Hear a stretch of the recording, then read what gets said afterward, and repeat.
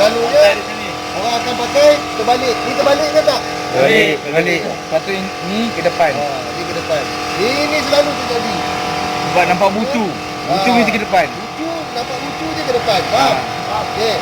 Sekarang ni kita check condition untuk pegang kelongkang ni okey tak okey semua. Kadang-kadang dia ada tersopek. Bila tersopek aku nak buat, ambil kikir kan ni. Faham?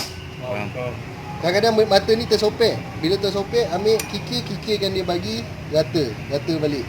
Sebab apa? Sebenarnya boleh tukar baru, tapi kalau kita tengok condition rantai ni masih boleh pakai ke tak? Boleh. Tengok mata dia masih banyak ke tak? Banyak. Okey, kalau kau nak tahu mata tu habis betul-betul sampai garisan yang ada ni. Ni yang sengit ni. Mana nampak? Banyak. Ni. Maknanya mata ni masih banyak tak? Banyak. Okey, kalau nak beli baru mata ni sangat mahal. Kalau nak pakai buang matilah.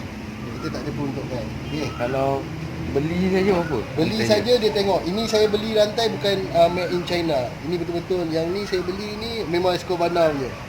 Escobanau nya mahal lah, dah RM89 ke macam tu lah lebih kurang. Okey, nak masuk rantai ni kan.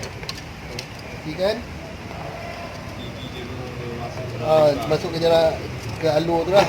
Bila kita nak masuk kan, dia takkan sampai kan. Jadi kita keluarkan dia sikit. Jadi Kasih adjust lah. Kasih adjust dia. Faham tak? Okey, baru kita adjust dia masuk ke ni. Nampak ni? Dia ada apa? Lubang tu kan. Kasihkan apa-apa ni masuk ke lubang. Flashlight je, tak boleh lupa. Ya ilah, sakit mata. Okey. Ni memang macam ni eh?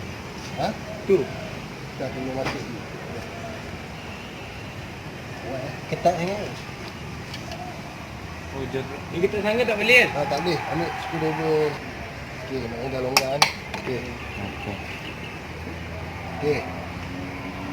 Okey, dah masuk tak? Semua dah masuk tak? Okey, dah. Okey, baru kita masukkan ni. Tu. Cover dia. Cover dia. Faham ingat masukkan cover dia Lepas tu baru kita masuk belakang dulu. Oh ni buat depan je. Dia nak ke depan. Okey, baru kita ketatkan.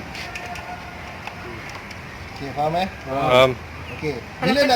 Bila nak ketatkan rantai, bila nak adjust rantai, macam mana pun mesti saya cakap tarik atas. Maknanya kendur tak? Kendur. Okey, ni tolak lagi sikit. Bagi dia macam dah ni ketat. Okey. Ambil ni adjust rantai ni kat sini. Okey. Oh ni yang kena bagi tegang. Naik tak? Tengok naik tak? Okey, naik lagi tak? Okey, ni dah okey belum? Sudah ada dah. Dah. Okey. Tapi ada masih Ada ruang. Ketat lagi sikit. Okey. Okey tak ni? Okey. Okey.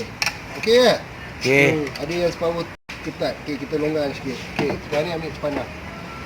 Okey, sepanah ni mana ni ke atas. Okey, jadi ketatkan Belakang. Okey, tengok. Ketatkan longgar.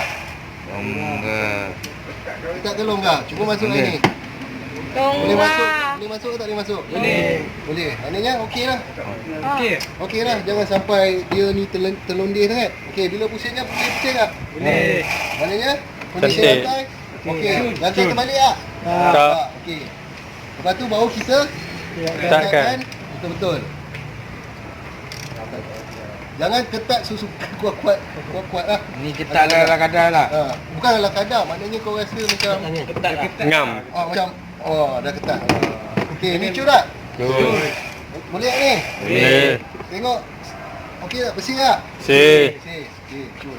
Orang buat Buat yang tu pula.